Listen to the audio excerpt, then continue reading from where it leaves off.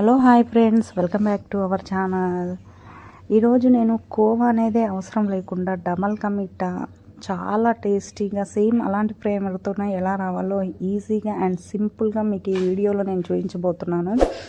Video చూసే ముందు please నా వీడియోస్ మీకు నచ్చినట్టయితే ప్లీజ్ లైక్ చేసి సబ్స్క్రైబ్ చేసుకోండి, షేర్ చేయండి. అలాగే ఇప్పుడు నేను దానికోసం అనేసి ఒక 1 ప్యాకెట్ బ్రెడ్స్ తీసుకున్నాను.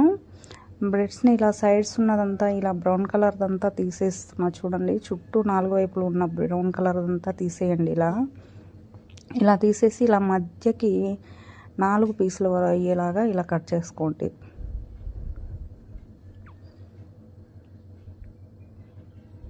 ఇలా ఇక్కడ చూపిస్తున్న విధానంగానే అన్ని బ్రెడ్స్ అన్నీ కూడా సైడ్స్ తీసేసి మొత్తం కూడా 4 పీసెస్ చేసుకొని పక్కన పెట్టుకోండి.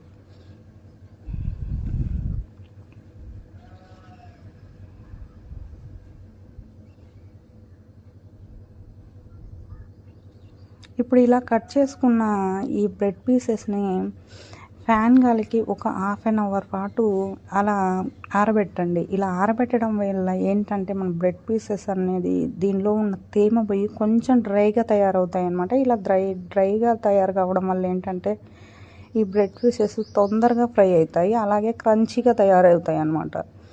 ఇప్పుడు స్టవ్ ఆన్ చేసి కడాయి పెట్టేసుకొని ఒక 1 కప్పు నెయ్యిని యాడ్ చేసుకోండి. నేనైతే ఇక్కడ అంతా నెయ్యినే వేస్తున్నానండి. నా దగ్గర నెయ్యి ఉంది కాబట్టి, ఒకవేళ నెయ్యి లేదు అనుకున్న వాళ్ళు సగం నెయ్యి సగం ఆయిల్ని కూడా వేసుకోవచ్చు అనమాట.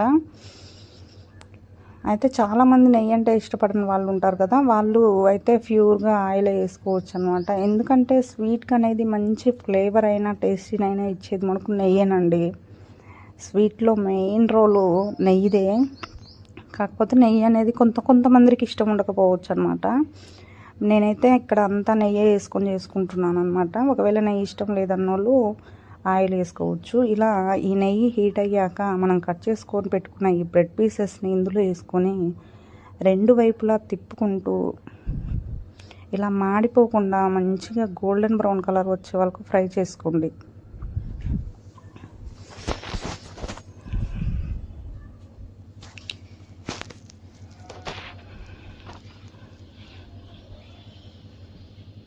ఇలా అన్నీ కూడా కొన్ని ఇలా వేసుకుంటూ 2 వైపులా తిప్పుకుంటూ ఉన్న బ్రెడ్ పీసులన్నీ కూడా ఇలానే ఫ్రై చేసుకొని పక్కన పెట్టుకోండి.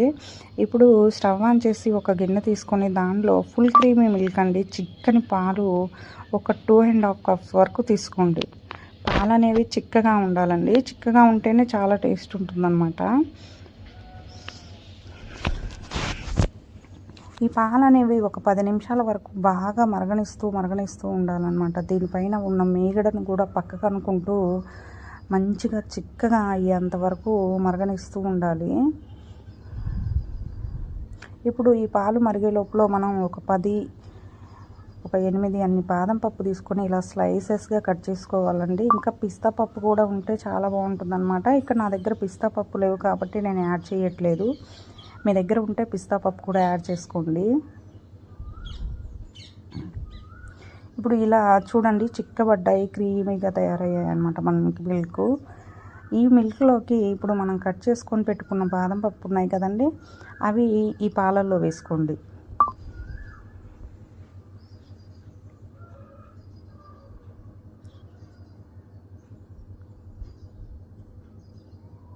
ఇలా ఒక్క 5 నిమిషాల పాటు ఈ బాదం పప్పు కూడా కొంచెం ఈ పాలల్లో బాయిల్ అయ్యేంత వరకు ఉడికించండి. ఇలా ఉడికించి స్టవ్ కట్టేయండి. ఇప్పుడు మనం ఫ్రై చేసుకొని పక్కన పెట్టుకున్న బ్రెడ్ పీసెస్ ఉన్నాయి కదండి, అన్నీ కూడా ఇలా బ్రౌన్ కలర్ వచ్చేంత వరకు ఫ్రై చేసుకున్నాను. చూడండి, నేను అన్నీ కొన్నిగా వేసుకొని ఇలా ఫ్రై చేసుకోండి మీరు కూడా.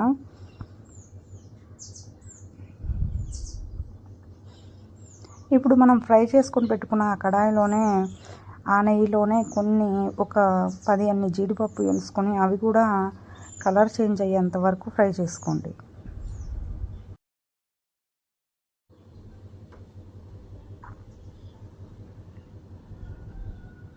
ఇలా కలర్ చేంజ్ అయ్యి గోల్డెన్ బ్రౌన్ కలర్గా మారాయి ఈ జీడిపప్పుని తీసుకొని పక్కన పెట్టుకోండి. ఇప్పుడు స్టవ్ ఆన్ చేసి కడాయి పెట్టేసి 2 కప్స్ షుగర్ తీసుకోండి.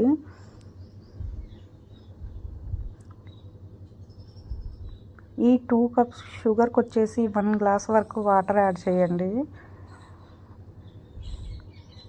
స్టవ్ అనేది మీడియం ఫ్లేమ్లో పెట్టుకొని షుగర్ సిరప్ తయారు చేసుకోవాలండి. మరీ హై ఫ్లేమ్లో అయితే షుగర్ సిరప్ అనేది తొందరగా చిక్కబడుతుంది అనమాట. మనకి ఈ సిరప్ అనేది మరీ చిక్కగా కావద్దు, అలానే మరీ పల్చగా కూడా కావద్దు అనమాట.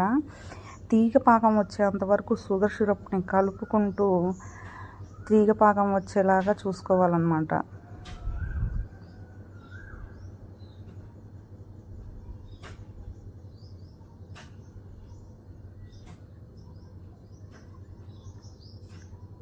ఇక్కడ చూడండి, ఈ షుగర్ సిరప్ అనేది నాకు ఇలా నా గరిటెకి తీగలాగా ఒకేసారి పడిపోకుండా తీగలాగా తయారైంది కదండి.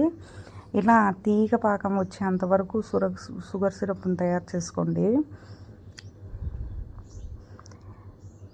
మరీ ఎక్కువసేపు ఉండొద్దండి. షుగర్ సిరప్ అనేది గట్టిగా అవుతుంది కదా, గట్టిగా అయితే మళ్ళీ షుగర్ లాగే తయారవుతుంది. కాబట్టి తీగ పాకం వచ్చేంత వరకు చూసుకొని ఇప్పుడు మనం ఫ్రై చేసుకున్న బ్రెడ్ పీసులు ఉన్నాయి కదండి, ఈ బ్రెడ్ పీసెస్ని ఇందులో యాడ్ చేసుకొని ఒక 2 మినిట్స్ పాటు ఈ షుగర్ సిరప్ అంతా కూడా ఈ బ్రెడ్ పీసెస్కి పట్టేలాగా అలా అటు ఇటు ఒక 2 మినిట్స్ కలుపుకోండి.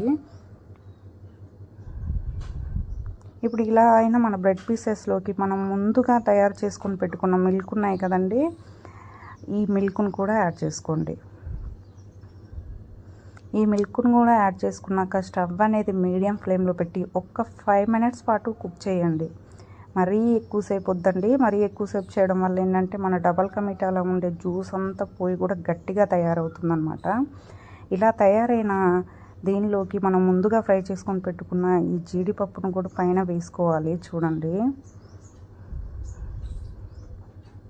లాస్ట్లో ఒక 2 ఇలాచీ కూడా పౌడర్ చేసుకొని వేసుకోవాలండి. ఇలాచీ అనేది షుగర్ సిరప్లో వేసినా పర్లేదు, అలాగే లాస్ట్లో వేసినా పర్లేదు. అంతేనండి, కోవా అనేది అవసరం లేకుండా juicy, tasty and double ka meetha ready.